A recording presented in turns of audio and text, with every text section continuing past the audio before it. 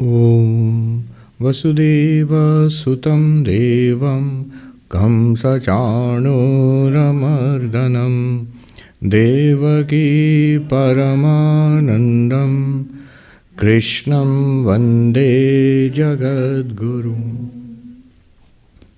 So in this class we study the Bhagavad Gita, and as usual we'll be doing the verses.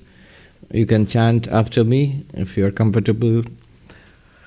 And you can also ask questions, but towards the end, just raise your hand and I'll ask you to speak. All right, we are on the 9th chapter. And I think we had done the 17th verse last time. 18th we had started? We had not started, so 18th verse. Verse number 18, chapter 9. Gatirbhartā prabhu sākṣī, gatirbhartā prabhu sākṣī, nivāsaḥ śaraṇaṃ suhṛt, nivāsaḥ śaraṇaṃ suhṛt, prabhavaḥ pralayaḥ sthānaṃ, prabhavaḥ pralayaḥ sthānaṃ, nidhānaṃ bījamavyayam, nidhānaṃ bījamavyayam. So Krishna here is saying, I am the goal, the sustainer, the Lord, the witness, the abode, the refuge, the friend, the source, the destroyer, the support, the repository, and the eternal seed. Krishna speaking as an avatara, an incarnation, speaking as God. An avatara has, so in the virtual world you can have your own avatar, so that avatar speaks for you. It is what it does. It's you are liable for it.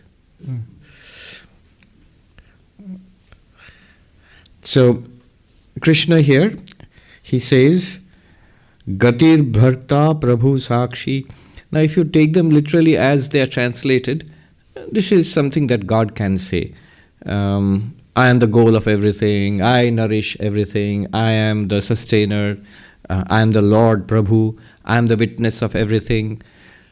But the commentators here, the one which I am using, for example, Sridhar Swami's commentary, written about 600 years ago, some of the traditional commentaries, they interpret this line in terms of karma, the law of karma. So, gati, in Sanskrit it means the end. So directly it might mean God is the end of all things. I mean, our ultimate goal is God realization. Everything ends up in God. But no, the commentator says here gati means destiny. What happens to us in life? What happens to us in life? And what determines that? Our karma. We do. It's not fatalistic.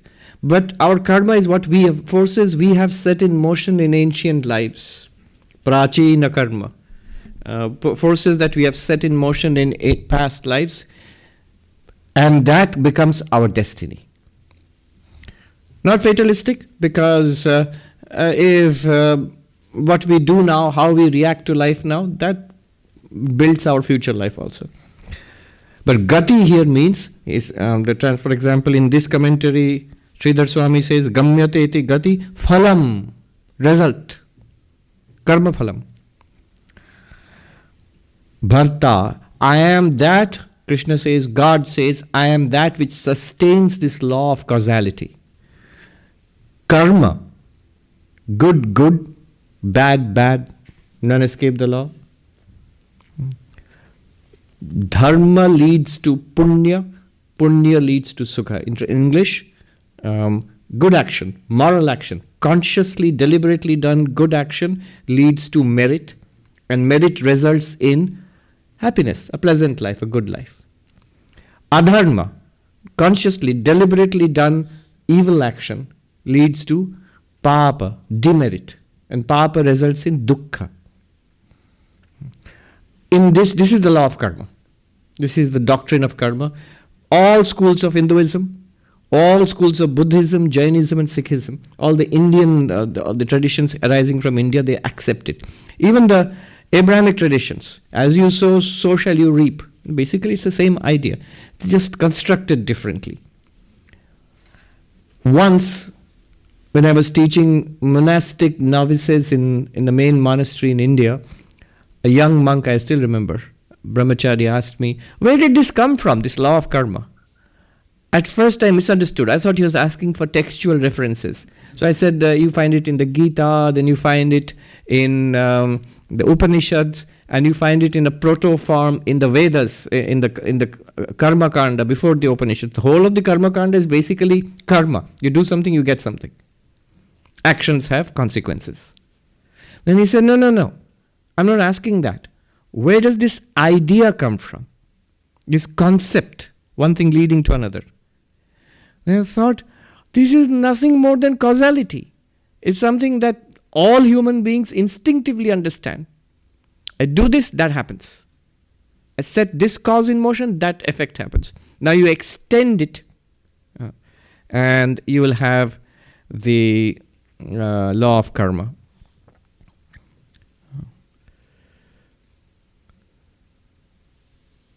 Why do I say extend it? Why is it not a scientific law, for example? It isn't, because when you say dharma leads to sukha, dharma leads to punya, leads to sukha, in between that punya factor is invisible. It's not, see, deliberately doing good action, we all see that. And getting pleasant results, we all see that. But the link is not seen. That you have to accept on faith. That's why it's part of theology, a part of religion, not a scientific law. Somebody said, look, these are not scientific laws in the sense that, scientific laws you cannot break. You can't break the law of gravitation. You try to break it, you're going to break yourself. But this is true of these moral laws also. Somebody put it very beautifully. You cannot break moral laws. You can only break yourself against them. Try as hard as you might. I can be perfectly unethical. I can lie, cheat, as long as it is to my advantage. It won't be to your advantage. Very, very soon we find out. Our life becomes miserable, a mess.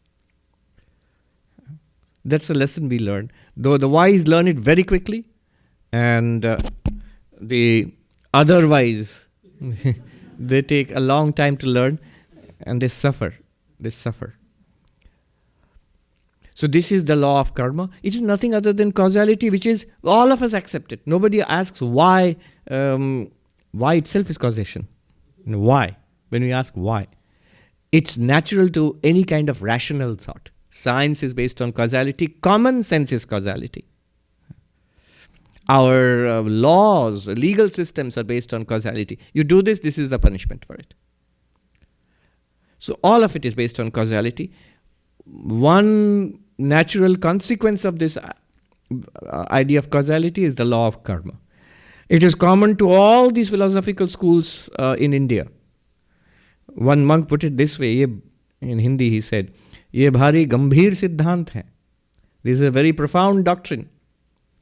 Buddhists don't believe in God. They don't believe in an immortal soul. Hindus believe in God. Hindus believe in an immortal soul, Atma. And yet both Buddhists and Hindus believe in karma. And this whole thing about the punarjanma, life after life, cycle of birth and death, you can see it's simply an extension of the law of karma. If causality at all holds, then what we are seeing in this life are the effects. If they are effects, start straight from birth, they are effects. Pleasure and pain. Babies are born into very different circumstances. And variety of life they have. What has the baby done to deserve it? So the baby must have existed before it was a baby in this life. And we do so many things in this life whose effects we don't see. So if you don't accept earlier lives and future lives, just earlier existence and future existence. If you don't accept that, then there's a logical fault in the law of karma. In Sanskrit it is called akrita bhyupagama kritanasha. The arising of something that has not been caused, this life, If there's nothing, no existence before this, suddenly it's come. Where? From where? And kritanasha, the destruction of the cause without giving rise to the effect. If there are no lives after this, I don't exist after this, then I've done a lot of things in this life, I won't get any result of it. If I've done lots of good, I want to exist so that I'll get the result of the good things. If I've done lots of mischief, I'd rather not exist. I want the law to be false. But then what is done disappears. So it's a logical fault. Therefore, whether you believe in God or not, whether you believe in Atma or not, Buddhists don't believe in Atma the way Hindus believe it. But they all believe in karma and multiple lifetimes. Jains, Buddhists, Jains, Hindus, all schools. So he says, I am that which sustains. The causality exists because of me. In Vedantic terms, it becomes clear. What is causality a part of? Time, space, causation is Maya. Maya is the power of God. So causality is the power of God. We say that, why do you say God is doing these things? We can see clearly there are clear explanations. The explanation, what's an explanation? Cause and effect. And here Krishna is saying, cause and effect exists because of me. Bharta, I sustain it. So are you bound by it? Is God bound by the laws of God? No. Prabhu, I am the Lord. So the law of karma also operates at my sweet will. Which means it gives rise to the possibility that little exceptions once in a while might be made if you catch hold of the big boss. So, Prabhu, I am the Lord. Sākṣī, he says, I am the witness. Here in this particular commentator says, Shubha Ashubha Drashta. The seer, the illuminer of whatever happens in our lives, pleasant or unpleasant, good, tragic, traumatic. There is one who is watching. There is one who knows. The one who knows, and one who knows deeply. As we know it, even more deeply than us, there is one who knows our life. The one who is a witness to our life. Shubha Ashubha Drashta. It can be ominous also. There is that, I refer to that poet who talks about the Christian concept of a judgment day at the end of creation, when the poet says, I'm paraphrasing, that you may be as clever as you want, you can fool everybody, you can fool yourself, but what will you do on that day when you are face to face with the one, capital O one, with the one who knows how to ask questions? So, Shubha Ashubha Drashta, the seer of all that is good and bad, is a witness. Because in what sense? Is God like a peeping Tom or something watching through the windows? No. Consciousness is aware of everything, as in and through all of us. Shubha Ashubha Drashta. Nivāsaḥ. In the direct translation would be God is that in which the entire universe dwells. But here he means, the commentator says, it's also related to the law of karma. It is, he says, bhoga sthānaṃ, nivāsaḥ, he says. So the effects of the law of karma, to experience that, we need bodies. We need worlds. So this is all created by God. In fact, God alone appears as all of this, as this universe, as these bodies also. So we can experience the results of our karma. Sounds pretty merciless. We are trapped and we have loads of bad karma. And now here is this big boss who's got us in this game and we can't escape. No. Next word. śaraṇaṃ, the refuge. This Lord is the refuge. And a beautiful translation by the meaning is given by Sridhar Swami, Rakshakaha, the protector. Protector from whom? Actually protector from the effects of our own bad karma. If it gets too much, God can do it otherwise, or God can give us the strength to bear. It is never too much for us. God will give us the strength to bear if you hold on to God. We must hold on. when the wheel is rotating, it crushes everything underneath it. But if you go near the axle and hold on to the hub, you're safe. You won't be crushed by the wheel. Similarly, there's another parable of the fisherman who was fishing and in a shallow pond. It's only the little fish which were swimming around the feet of the fisherman which escaped his notice. Everything else was pulled in by the net.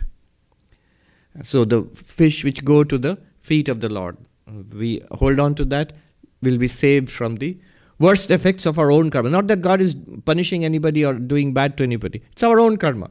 But if it's too much for us to bear, rakshakaha, the protector, śaraṇaṃ, there is a refuge from the inexorable grinding of the wheel of karma. Also another beautiful word, suhṛt. Suhṛt. Suhṛt means heart. And suhṛt means well-wisher. Well-wisher is a very bland term, but suhṛt literally means the one who is after your own heart, the one who is always on your side. God is always in your gang. God is on your side, always, unconditionally so. It's just that we don't see it. That's why we don't take the help of God. But always, there's only one. There's only one, Krishna says. There's only one who is always on your side, and that's God. Who always feels with the way you feel, which nobody else can ever understand. Our deepest sorrows, joys, desires, God feels very deeply for us. So suhṛt, our well-wisher. In this inexorable law of karma, protector and well-wisher, we would do well to remember this. There is somebody on our side, and the most powerful one on our side. It doesn't feel like it. I saw on this nice poster, sometimes very rather sentimental stuff is written, but nice, touching. It says, God is somebody who always walks, I always walk with you. But then I cried out when in my deepest sorrows, God says that you see, when you are walking, you see another set of footprints by your side of your footprints. I'm always walking with you. But in my deepest sorrows, you were not there. There's only one set of footprints. So he says, yes, in your deepest sorrows, I was carrying you. So I saw a poster. Very sweet. Little too sentimental for my taste, but still sweet. But this I have seen in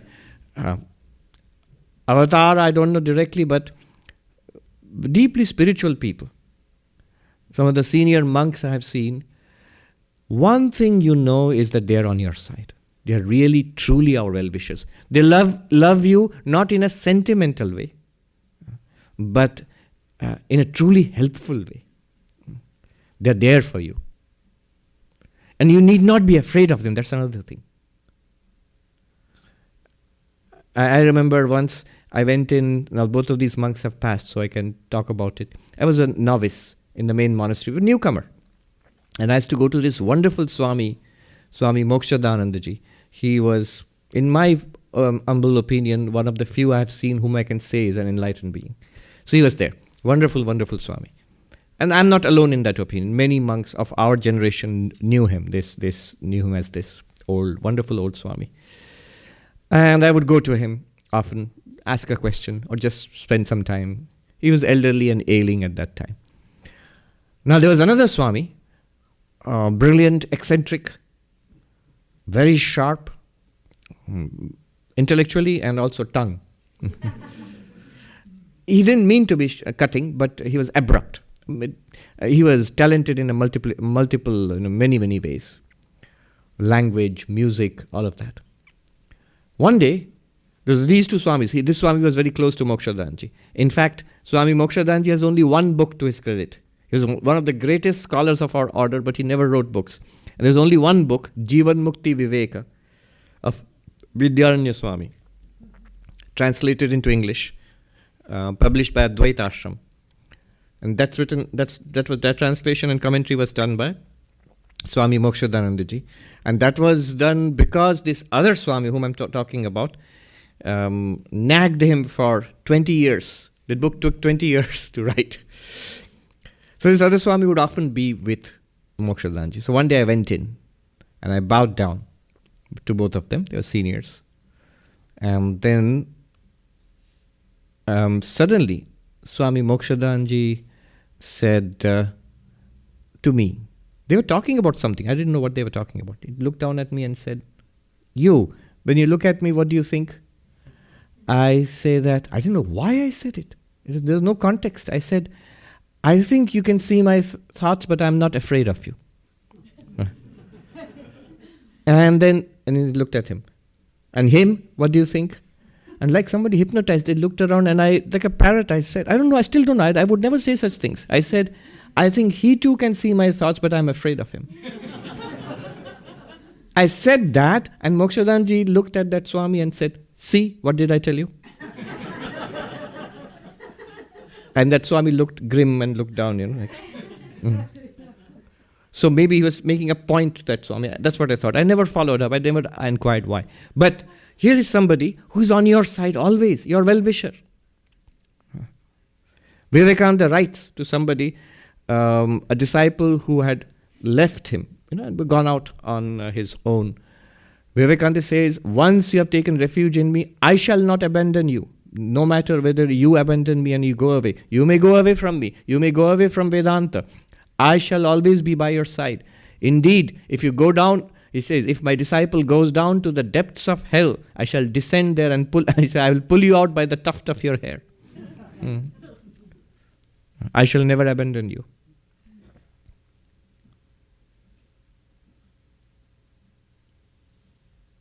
I've seen this many, many times. So suhṛt, the Lord is your well-wisher. He feels deeply. Ma Sarada, so she was, this is sometime after Sri Ramakrishna passed away, she was in this little village in rural Bengal. And in a neighborhood, there was this other woman whose husband had passed some time ago. She had no relatives, and she had just one grown son who died for some reason suddenly. Now, this was a terrible shock to the poor woman. Nobody in the world, and especially in those days, remember, women were helpless without a male relative, especially in rural areas. What could you do? So she came to Ma Sarada, and she was talking about her sorrows, like many people came.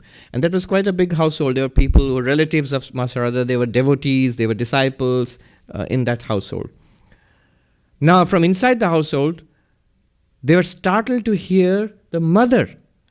She burst out in a wail of crying, wailing. They ran out to see what was happening.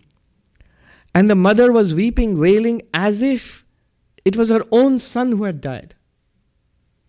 That woman was narrating her sorrow. Now, instead of giving her philosophy and telling her about the Atman and karma or teaching her techniques of meditation, the mother wept as if her heart would burst loudly. And because of that, the effect was interesting. The woman calmed down. The reason is somebody felt her sorrow. She was not alone in the world. Somebody felt her sorrow as deeply, as genuinely as she felt it. And then she said, "Go and take a bath," gave her some oil for her head, come and she came back and she fed her, sent her back home and gave her things too for her household, food and other stuff, and told her to keep coming. Suhṛt, somebody you can count on this person. I think it was Swami Brahmananda probably. His birthday was a couple of days ago. We'll speak about him day after tomorrow. Either Swami Brahmananda or Swami Shankarananda, but I think it's Swami Brahmananda. There was a young monk, a brahmachari, who did something, serious offense against monastic life, and he was about to be thrown out of the order, expelled. So as the president of the order, Swami Brahmananda, he finally signs off on these things. They brought it to him. He said, can you do one thing for me? So yes, anything, Swami. He's the head of the entire monastic order. He said, on the other bank of the Ganga, on this bank is the main monastery, Belur Math. On the other bank of the Ganga, can you build a little hut for me? They asked, why? A hut for you, the president of the order? Why? He said, see this boy, he has nobody in the world. You have monasteries and ashrams and this big organization. You stay. He has nobody in the world except me.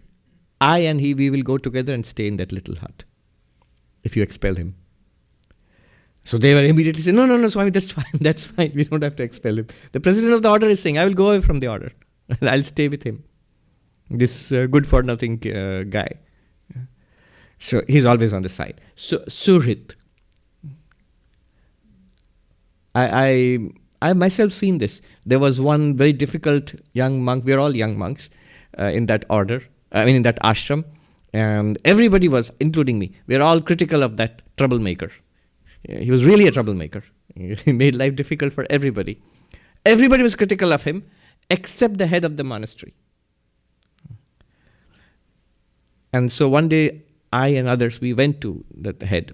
I can tell you the name, Swami Sarvapriyananda. He's now the vice president of the order. We went to him. I still remember. We asked him, you see it, don't you, that he is really doing these things? He is creating trouble. It's clear. Why won't you support us? Why won't you acknowledge what's going wrong? And then he said, oh, I know all that. And we were like, but? I am the last word here in this ashram. If I too go against him, whom does he have left here? So suhṛt. You put up with it. You all put up with it. So suhṛt, who is your well-wisher, more than all of these is God himself, herself, itself, whatever. Then he goes on, prabhavaḥ pralayaḥ sthānaṃ. Prabhavaḥ, God is the source of this universe. So that's why the first line refers to the law of karma. The second line refers to God as the creator. So prabhavaḥ, the entire universe arises from God. With Vedantic sense, Brahman, the power of Maya, the entire universe arises in Brahman. Pralayaḥ. Pralaya means the place of dissolution. Where does an effect go to? Back to the cause. In philosophical language, what is creation? Emergence of the effect from the cause. The pot from clay. And what is destruction? Dissolution of the pot back into clay. So, where does the pot go when it's destroyed? Back to clay. It was always clay. What was it in between? Our minds trick us. Say, in between it was a pot. No, it was still clay. It was always clay. Anyway, so he says, I am the source, the origin of all things. I am that to which all things return. Sthānaṃ here means I am that in which all things exist. Nidhānaṃ bījamavyayam. When everything is destroyed, are we gone? Us as individual sentient beings, because the stars and planets are gone. At the end of the cosmic cycle, when the universe merges back into Ishvara, into Saguna Brahman, into Maya, then what about us? Are we gone? No, we are not gone. Just as in deep sleep, we do not disappear. We seem to disappear. The world disappears before us. Our own bodies disappear for us. And minds also, no activity. But are we gone? No. Next moment we are back there. You are exactly what you were earlier. So it's all in a seed form in deep sleep. Similarly, when God goes into deep sleep, quote unquote, the universe ends. However, we are not gone. All sentient beings and our karma, the bank records, and nothing is wiped out. It all exists in a seed form. So that repository is called nidhānaṃ. And those seeds are not perishable, like the seeds, the seeds of plants. Bījamavyayam is the imperishable seed from which germinates again when the next universe comes. We pop back into existence. I think last class or something, we talked about the cosmic hide and seek. One monk told us, in fact, Ramananda Saraswati told us, that we are eternally playing hide and seek with God. Right now, God is hidden, and we are all seeking God. Not all, a few of us. We're seeking God. Where's God? Where's God? And at the end of the universe, when the entire universe disappears, God alone is left. And we all merge back into Maya. Like this, in a seed form we are. No bodies, no personalities, no minds, nothing. But it's all there in a potential form. Now God is searching for us. Where did those guys go? Where are those fellows? And then he finds us there in Maya and brings us out and pops us, creates the universe and pops us back into the universe, and he hides himself. So that's the cosmic hide and seek.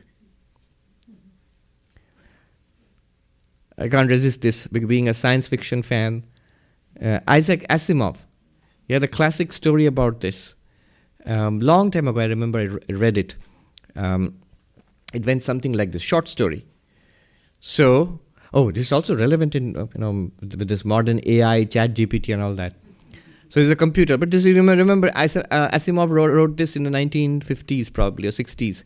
Only those big, huge mainframes were there with punch cards and stuff like that. So he said this big computer had been designed which can answer all your questions. We literally more or less have it. And ChatGPT says up to 2021, whatever has been, and it makes a disclaimer. What's happened after that, I don't know much about it. But before that, ask me anything. So the computer's been designed. These engineers are tending to it. And then one of the engineers thinks, let's ask it this question. In physics, they say entropy is running down. The entire universe is running down and will go towards a heat death. That means the universe will run down eventually. There will be nothing left. So can entropy be reversed? So this is the question. And they ask the computer. And the computer spits out a punch card and it whirs around and heats up a little bit and smokes and then spits out a punch card and it says, not enough data. Then years pass. Now the computers are much smaller. And how prophetic Asimov was. And he says they were on our tables, desktops. He predicted it years before desktops were a reality. And there is somebody who asked the same question, a scientist, and the computer says on the screen, he even thought there will be screens, that it says that not enough data. Then he goes a few hundred years later, a spacecraft is going from one star system to another. And there's a little kid doing his homework in that spacecraft. And then he learns about entropy. And he asks the computer, which is like all distributed across the spacecraft, can entropy be reversed? The computer says, not enough data. I'm not lengthening the story. It is actually a short story, but I'm trying to make it as short as possible. So as Asimov builds it up, then centuries pass and millennia pass, and humanity is spread across the galaxies. So there is a universal civilization, and the computer is now one unified computer across the universe. It's distributed across the universe.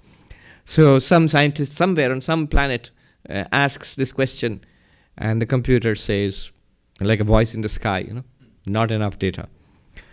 And then finally, billions of years have passed. The universe is dying. The stars are running down, and the civilizations have failed. All of humanity, whatever they are at that time, they have uploaded themselves into a cloud. And even that requires energy, so that's also shutting down. The last of the human consciousness, no human body is left, just the human consciousness. Ask this question to the computer consciousness, which is across the universe. Ask this question. Now it's a desperate question of life and death. Can entropy be reversed? And the computer answers immediately, not enough data. Then the universe dies. Everything is gone. Heat death of the universe. But the computer alone is there, still pondering the one question it could not answer its creators. It's still thinking about it. Then it gets the idea, gets the answer. But there's nobody to give an answer to. Because the universe is gone. It's all dark and nothing is there. Stars have run out and all living beings have gone. So the computer thinks, what do I do now? I have the answer finally, the last question which was asked to me, and everything else I've solved. So the computer says, let there be light, and there was light. So the story of creation, the creation of the universe. A lot like that. In the Hindu conception, God creates this universe in cycles, and he says, bījamavyayam, we are still there. And we will continue to be there until you attain enlightenment. Then only you are free of your individual existence. You can't be free at the end of the universe, because another universe will begin. And then you will be sent out to play. Then the next verse. Tapāmyahamahaṃ varṣaṃ. Tapāmyahamahaṃ varṣaṃ. nigṛhṇāmyutsṛjāmi ca. nigṛhṇāmyutsṛjāmi ca. amṛtaṃ caiva mṛtyuśca, amṛtaṃ caiva mṛtyuśca, sadasaccāhamarjuna, sadasaccāhamarjuna. I give heat, I restrain and let loose the rain. I am immortality, I am death, I am manifest and unmanifest also, O Arjuna. So, why suddenly rain? Remember, an ancient agrarian society. Monsoons were very, very important in India. Everything dependent on that. I think Will Durant begins his history of India with these words. That why were Indians so philosophical? He says, when the monsoons fail, India starves and dreams of nirvana. Yeah. So, rain is very important. Here Krishna says, God says that, I am that which gives rain and withholds rain too sometimes. What is that? And the commentator says, the sun. Commentator here says, Adityatmana. So, sun creates evaporation and causes the clouds to form, and then there's rainfall. It's the energy of the sunlight coming to the atmosphere of the earth. And that's what generates the water cycle and all of that, We all learned it in geography as kids. What is interesting here is, the commentators were pretty clear. It's not that God is somewhere there giving rain and stopping rain. It's God in the form of this universe and acknowledges the sun and natural laws and evaporation and the water cycle, all of that. But sees a divinity behind it, an intelligence behind all of that. So I am that which gives rain and I withhold it. Amṛtaṃ caiva mṛtyuśca. I am amṛtaṃ here, it literally translates as immortality, but that's not what it means. The commentator says, I am life. The rain, you can see the connection. Rain, and then crops, and then food, and then life. I am life too. I am prana. In all these living beings, this mystery of life, I am that life. I am behind life. But what about death? If God is life, then why should there be death? He says, I am death too. So he says, mṛtyuśca, I am death too. Sadasaccāhamarjuna. Literally, if you translate, existence and non-existence. But what it means is, the commentator says, Sad and Asad in Vedanta, in Upanishads, Gita, it means the gross and the subtle. That which is formed and which is visible. You can see it, hear it, smell it, taste it, touch it, an object to the senses. And that which is invisible, our thoughts, feelings, emotions, the subtle bodies.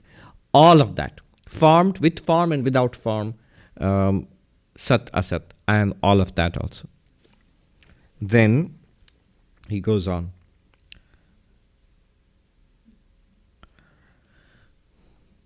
Now there might be a question here. This is all a little strange to Arjuna because the kind of religion he is used to, the traditional religion of those days, is the Vedic religion, where there were elaborate fire sacrifices and Vedic priests, brahmanas holding lifelong vows and elaborate ceremonies, the purpose of which would be whatever you want in this life, you will get it by these fire sacrifices. So you want to be rich, you want diseases to be cured, you want to defeat your enemies, you want rainfall, so all of that, and you want to go to heaven after death, all of that. If it's warm, you can put on the fan. Yeah.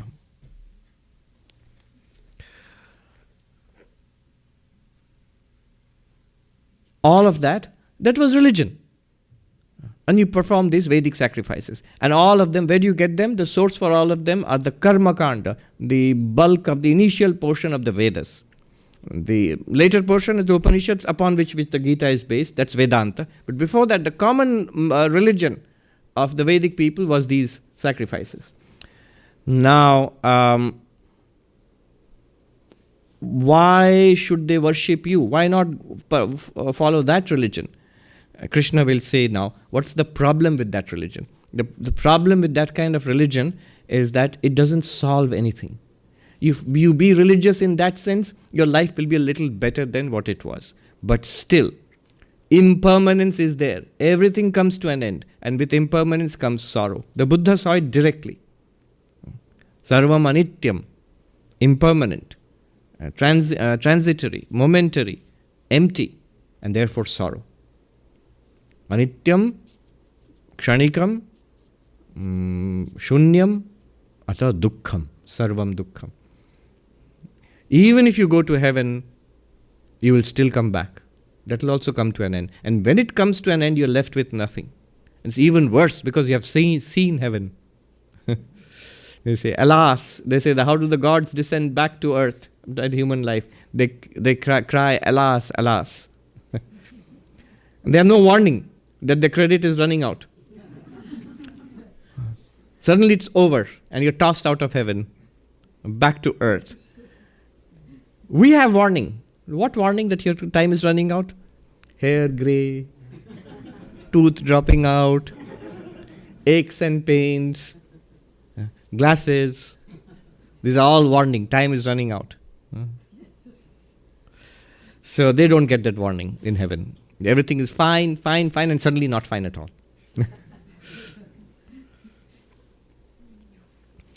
So, there he says, if you do not worship God, that is, God is Saguna Brahman, Ishvara, Bhagavan. If you persist in the religion of the masses, just to pursue your desires, then what is the problem? The commentator says, Parameshwaram Shri Vasudevam ye na bhajanti. Vasudevam Krishna. Why should I worship one little blue boy? Parameshwaram is God, is Ishvara, is Saguna Brahman. If you don't worship, Tesham Janma Mrityu Pravaha Durvara. You cannot prevent this disaster called this cycle of birth and death. It will go on. We'll flow in this river of life, getting kicks and blows, lifetime after lifetime, until we learn our lesson. But I'm religious. Yes, you will get, as in the words of Jesus Christ, they have their reward. They have their reward. That reward you will get. Nothing more than that is available. 20th verse. Please repeat after me. Traividyamam somapaputa papa. Traividyamam somapaputa papa. Yagyairištva swargatim prarthayante.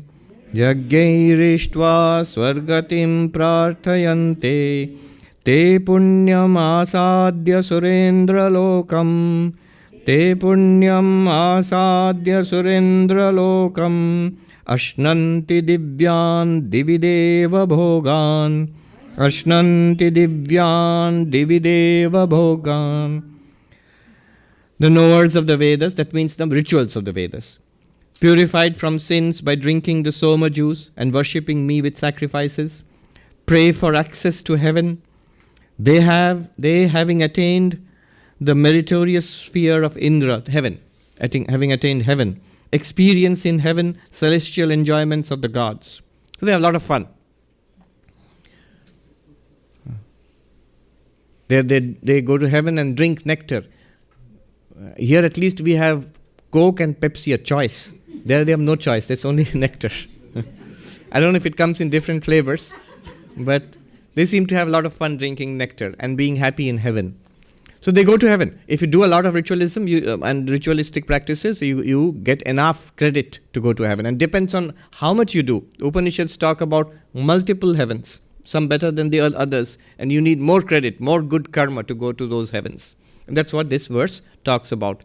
Trai dharmam. Trai means the Rig Veda, the Rik, Sama and Yajur. So the Trai, here particularly it means the karma kanda, the ritualistic portion of those Vedas. Those who are experts in that knowledge, and those who perform these yajnas, they go to these heavens, and which is strictly temporary.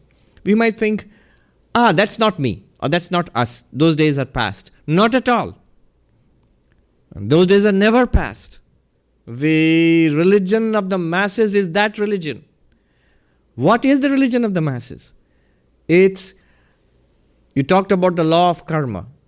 My point is that can I do something, some ritual, some prayer, some kind of observance which will convince you, oh God, to use your powers to rearrange the universe in my favor? You are going to get the results of your karma. That's the problem. I don't like my karma. I want something better. And I understand. It's not going to come to me in the normal course of events. And I am religious. I have faith in God. I have faith in religion. Therefore, I pray. I do this ritual, I do this or that in the hope of getting that. And that's the religion of the masses. You go to the temples, the huge lines there. What are they there for? Enlightenment. I am Brahman realization. Not at all. Not at all. In fact, better not happen. One monk told us about this gentleman he met, a very devout, very nice person. And seeing his devotion, this monk told the gentleman, oh, you've got so much devotion to God. I'm sure you will realize God in this very life itself. And the gentleman was very simple. He said, Swami, you're a monk. Don't say such things because what you say, it might come true. I have a daughter who will look after her. It was some kind of idea he had. If I becomes enlightened or gets God realization, maybe he'll die. And then who will look after my daughter? So these thousands and millions of people going to these temples for ritualistic practices, some puja, something. What are they going for? For that. Temples, churches, mosques, religious observances across the world. I went to a Chinese Buddhist temple. And large numbers of people, devout people, making prostrations, lighting these things, the joss, the incense, and prayers. But all the prayers are for this form of the Buddha or that form of the Buddha to rain his blessings on me, my business, my family, my patients, my children, so on and so forth. Nothing wrong with it, but it's still worldly. And those things have an end. They may work. Krishna, at no point is he saying that they don't work, they are frauds. No. They do work, but this does not solve anything at all. Even if after death one goes to heaven, one of those higher heavens, that also comes to an end. Krishna will say. Now let's read that. 21. What happens when you go to heaven and you have drunk your fill of nectar? 21. Tetam bhuktva swargalokam vishalam. Tetam bhuktva swargalokam vishalam. Kshine punnye mṛtyalokam vishanti. Kshine punnye mṛtyalokam vishanti. Evam traidharmam anuprapanna. Evam traidharmam anuprapanna. Gata gatam kama kama labhante. Gata gatam kama kama labhante. Having enjoyed the extensive heavenly sphere, when their virtue is exhausted, they enter the mortal world. Thus those who take refuge in the religion of the Vedas, desirous of enjoyments, go and come. Gatagatam kam. They are whirled around in this circle of life and death. Look, religion of the Vedas. Isn't this the religion of the Vedas? No, they make a clear difference between the lower religion and the higher spirituality. They make a clear difference between the karma kanda, the section dealing with rituals, which is meant for, it's all of that. They have only one thing that they are, oh God, arrange things to my advantage. Make sure that things go my way. Even if I don't deserve it, let things go my way. That's why I'm doing all this. If God says, no, it's not in your karma. Yeah, I know, but I did this puja, that's why I did it. If it was in my karma, why would I do puja to you? I'll get it anyway. So, all of that is this kind of religion, and that is the lower kind. The Vedas also contain the Upanishads, which talks about Vedanta, enlightenment, God realization, moksha, freedom from this entire cycle. And that's, Gita is based on that. So Krishna is not referring to that. He's referring to the karma kanda, this idea of going to heaven. Vivekananda shocked so many people, good Christians here. The whole idea of going to heaven. Vivekananda said, I have come to teach you how not to go to heaven. I've come to teach you how to stop going to heaven. Now you see in what sense he said it. But that would have been very shocking.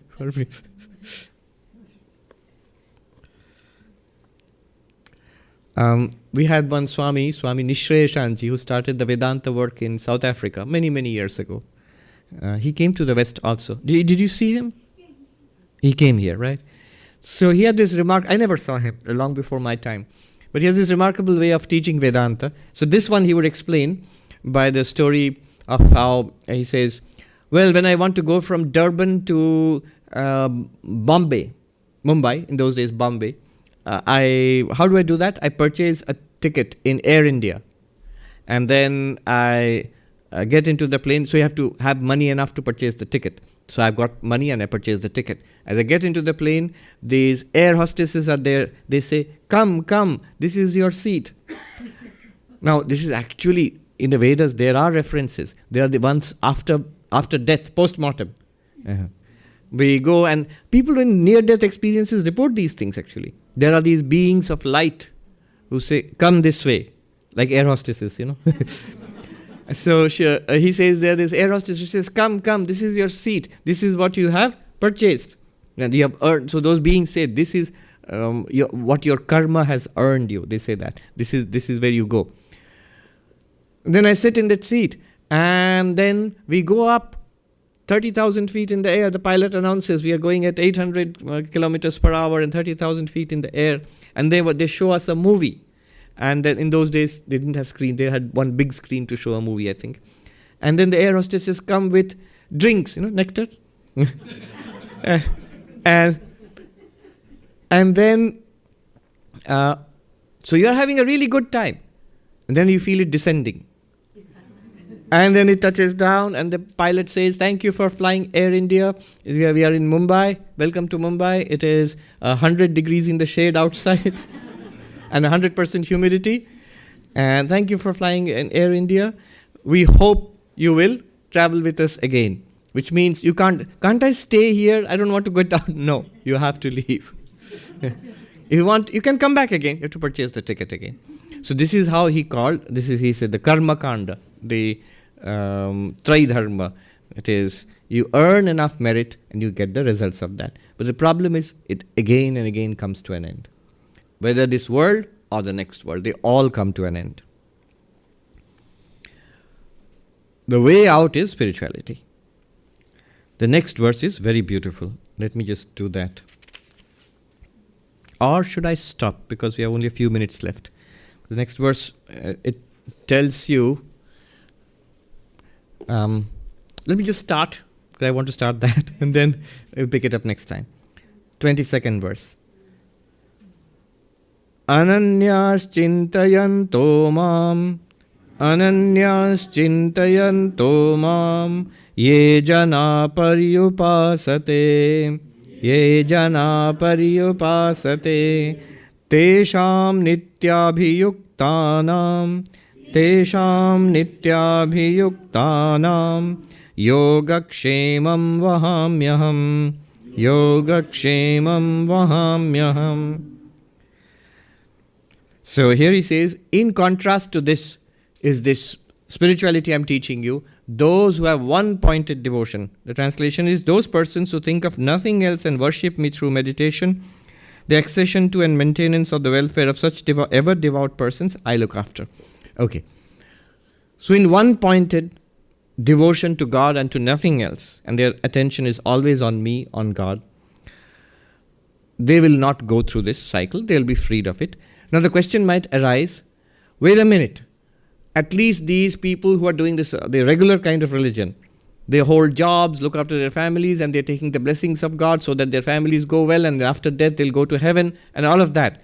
If I don't do all that, who's going to take care of my life here and afterwards? Okay, afterwards you're saying there's some moksha, something like that, fine. But right now, family, job, money, health, if I'm just thinking about you and repeating a mantra, who's going to do all that?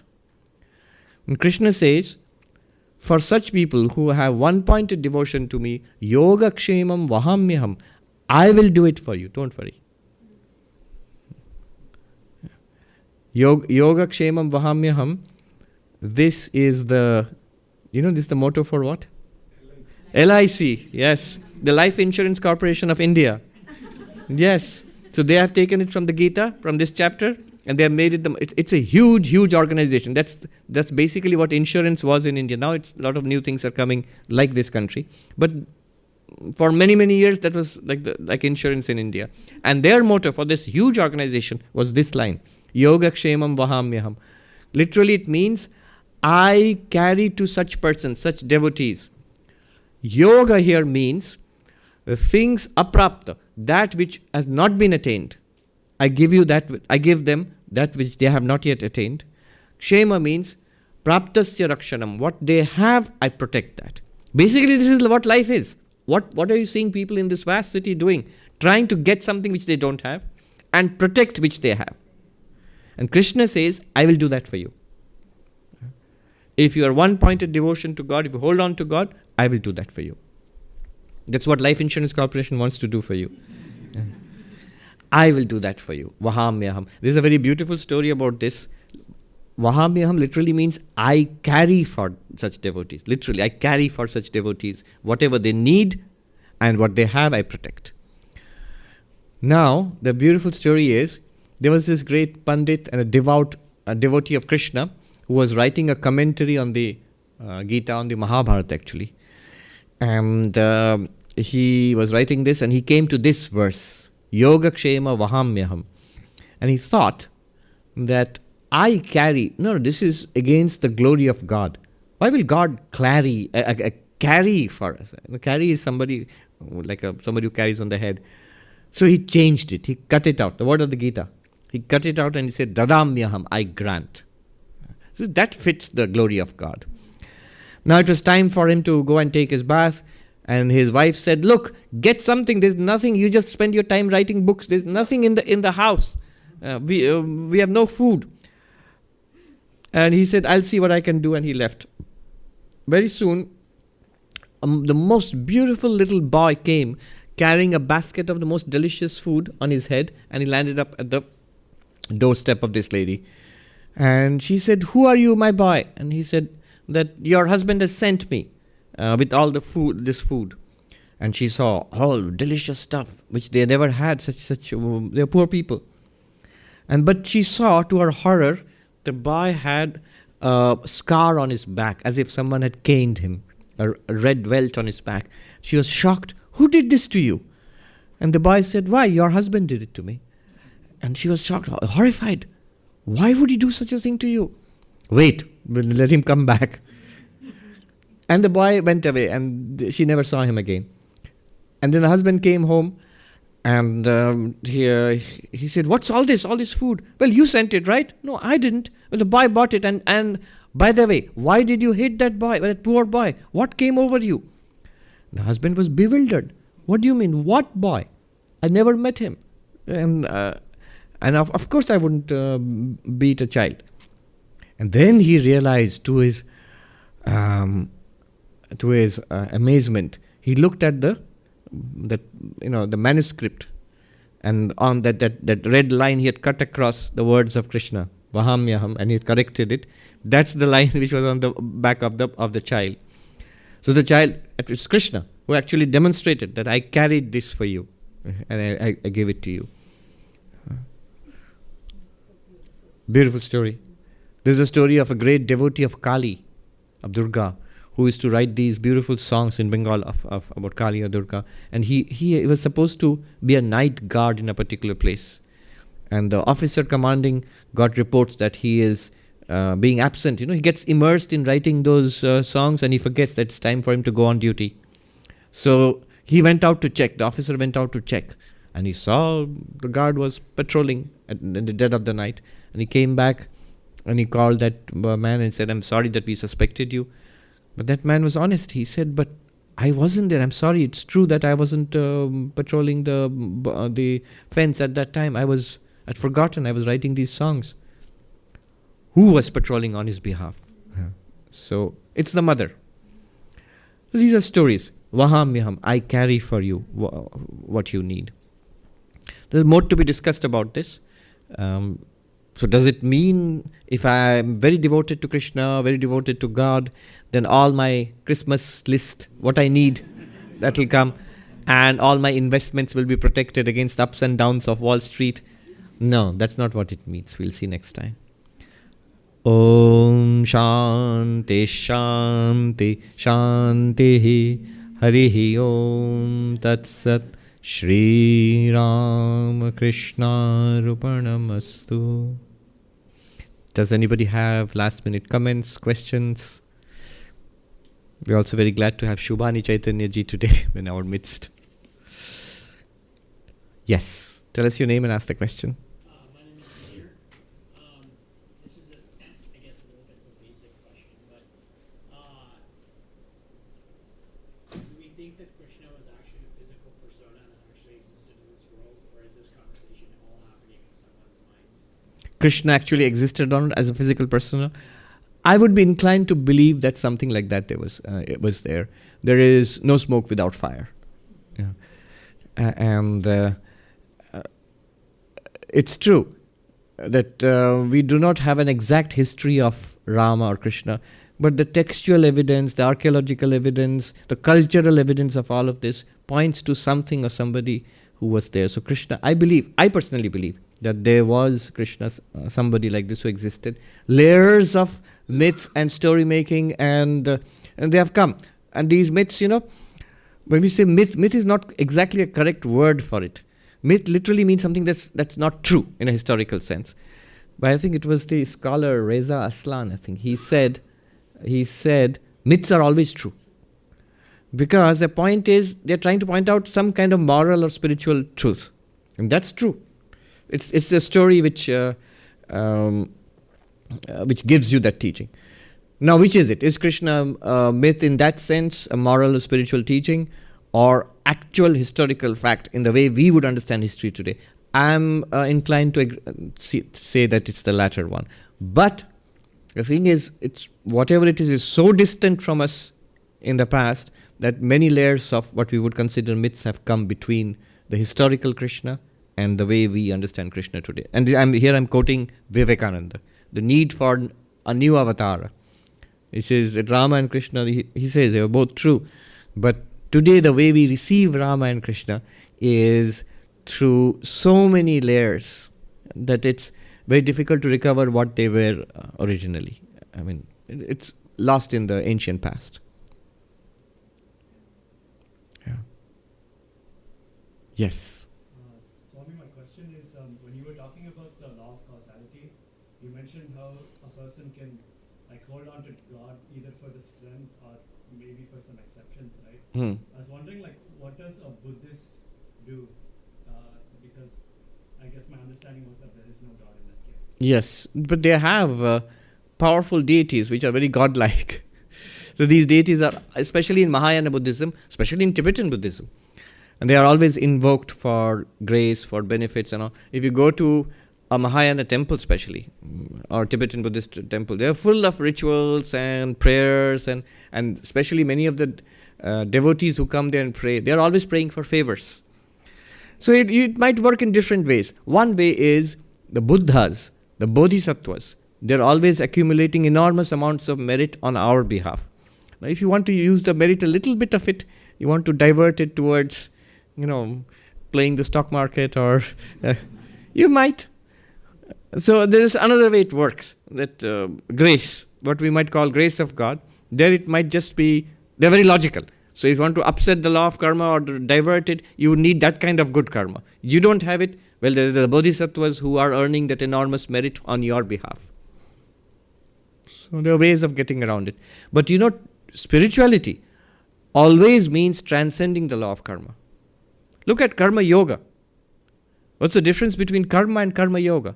Karma yoga is you give, you do, and you ask for nothing in return. Aren't you violating the law of karma? So will it not come in return? It will come, but you don't want it anymore.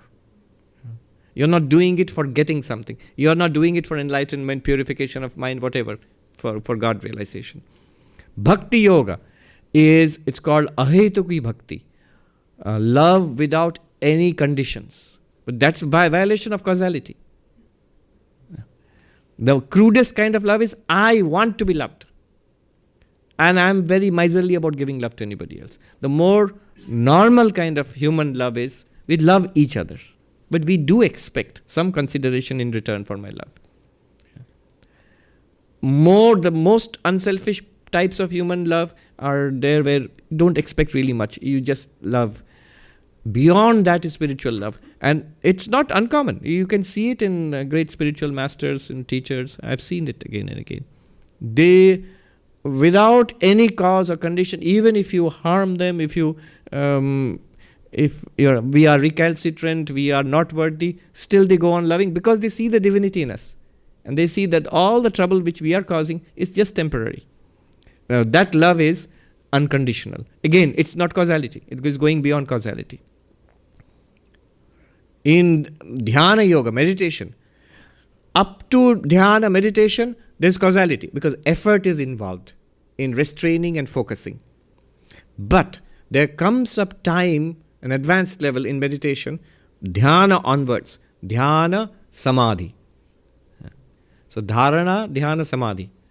That dhyana to samadhi, there our effort, in fact effort is counterproductive. You must cease effort at that point. So again you're going beyond action. Action stops. You don't try. If you try, it won't work. And jnana, the path of jnana is par excellence beyond causality. The Atman, Brahman, pure consciousness is beyond cause and effect. It's not an effect, it's not produced by anything, and it's not a cause also. That's what Krishna says when he says, I am the father of this universe, the mother. Well, the father and mother are the cause. But then he says, I am the grandfather also. And that I am not caused by anything else. I am the causeless cause. And beyond that, I am not even a cause because there is only one reality. In this 9th chapter itself, Krishna said, all these things, it's not that I am God separate from these things. I pervade all these things. Step 1. Step 2, I don't pervade them, that they are there and I'm in them. No, they are all in me. Just as this podium, this table is in wood. This is a strange way of speaking. Table is in wood. Waves are in water. Jewels, ornaments are in gold. Because gold is the adhara, the reality. In the 3rd step, Krishna says, behold, they are not in me. The wood here might say that. What did you say? Is there a table in me? No, there isn't. Where is the table in me? Here. You touch the table. Here. No, touch wood. You're touching wood. Here, wherever you touch, it's wood. Where is the table? Touch it. You can't. Is there no table at all then? That also you can't say. You can see it. You're using a term, table. You can see it and you can use it. You can put things on it. You can't say that the table exists by itself apart from the wood. You can't say that the table does not exist at all. You cannot determine it as neither existing on its own nor absolutely non-existent. This in Sanskrit is called sad asadbhyam anirvachaniyam. Inexpressible either as absolutely true or as absolutely not true. As absolutely existent or as absolutely non-existent, you can't say. Another term for this is Maya. And that's exactly the status of everything in this universe. That's the Advaita Vedanta position. All right. Thank you. Last question. Greetings, Swamiji. My name is Madhav. Madhav. I had a question regarding the law of karma, specifically the moral law that governs us. Yes. You mentioned that we can't really break the moral law that governs us without breaking ourselves first. Now, my first question is this moral law universal? Yes. One example that I can think of is there are a lot of money managers and hedge fund managers in New York that do highly questionable and unethical and borderline illegal things. They break my moral law, but certainly not their own. So one, is moral law universal? And two, why shouldn't I push the boundaries of my own moral law in order to achieve more? Yeah. You might not think that they break their own moral law, but they might, their own conscience tells them it's wrong. But as long as I can get away with it, the IRS don't catch me and the securities exchange doesn't catch me, I'm fine.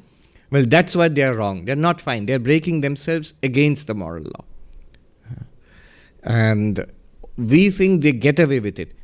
The whole point of the law of karma is they don't. Nobody gets away with anything. Yeah. I mean, that's sort of a big assumption we're making. We are making an assumption. But then you have to look, because we see only a little bit, right? We see only a slice of life. This guy made millions. Somebody wrote, what was his name? Bernie Madoff?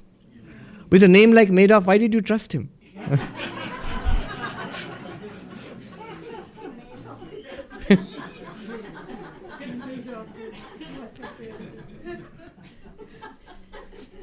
Yeah. In most cases, it doesn't turn out well for such people. Either the law gets them, or in their own, it's corrosive internally. Or they have deeply unhappy personal or family lives, or even nothing, you can't find out what's wrong with it. Wait, this life, next life, who knows? Because law of karma operates across lifetimes. Yeah. So why we say it's basically causality extended to the moral sphere. That's why there is a component of faith there. Otherwise it would be an evident physical law. But it's not evident that way, because the missing link in between, that it's bad karma, punya or papa, that you don't see. See, every karma has 3 effects. Karma means action. Every consciously, deliberately done karma has 3 effects. One is the actual physical effect, good or bad. You share food with a hungry person or a homeless person. That's actually feeding somebody. Somebody who was hungry got fed. That's the actual thing which everybody can see. Nobody doubts that. Second is a psychological effect. That has an effect on your mind. Keep repeating that kind of karma, and you generally slowly become a better and a better person. That also one can clearly observe. The way we act and behave changes our character. That also, nobody doubts that. And you don't need religion for that. The third one is what's called a cosmic effect. That's what's meant by the law of karma. That it generates something good karma on your behalf, that feeding the hungry person, which will result in something good in the future, this lifetime, usually in the next lifetime. So good. That one requires faith to believe. But the first two are, nobody doubts it. In the gross effect, the subtle effect. But the cosmic effect, that one requires some faith. What's the alternative? The alternative could be, no, there's no such rule. It's a rule. It's just arbitrary. Maybe, but that's that would be strange when we say that there is causality that rules everything in the universe except human life or society. It would be a little strange. Second, you could say that it's because of God. But then God would be partial. In fact, the law of karma is a good protection for God. You can't blame God. The blame is on us. So, there is a whole issue in religion called the problem of evil. Why is there suffering if God exists? So, one answer is from the law of karma. I mentioned his name earlier, Arthur Herman. He's written this book, The Problem of Evil in Indian Thought. So all the theories, the answers, why is there suffering because of, if God exists, why is there so much suffering? And he gives not one answer or 2 answers, he gives 24 answers, which he has collected from different Indian philosophies, from non-Indian, religions, from literature, from philosophy across the world. And he has a list of 24 answers. And he comes to the conclusion the best answer is the law of karma. And he has a whole chapter on defects in the law of karma, logically. This is even after these defects, it is way beyond all other explanations as far as logic and philosophical rigor is concerned. If at all you want an answer, this is a pretty good answer. But notice, religion is not about law of karma. In fact, this religion which was being criticized by Krishna, do these rituals and go to heaven and have a blast and then again come back here, that is based on the law of karma. What he is suggesting is you go beyond the law of karma. Take refuge in God and transcend. There's only one thing which is beyond the law of karma, that is God. Take refuge in God and transcend the law of karma. Advaita Vedanta says you yourself are beyond the law of karma. Vivekananda said, good, bad, bad, and none escape the law. But whosoever wears the form, wears the chain too. Then what does Vedanta say? Far beyond name and form is Atman ever free. No, thou art that. Sannyasi bold, say Om Tat Sat Om. So that's the message of Vedanta.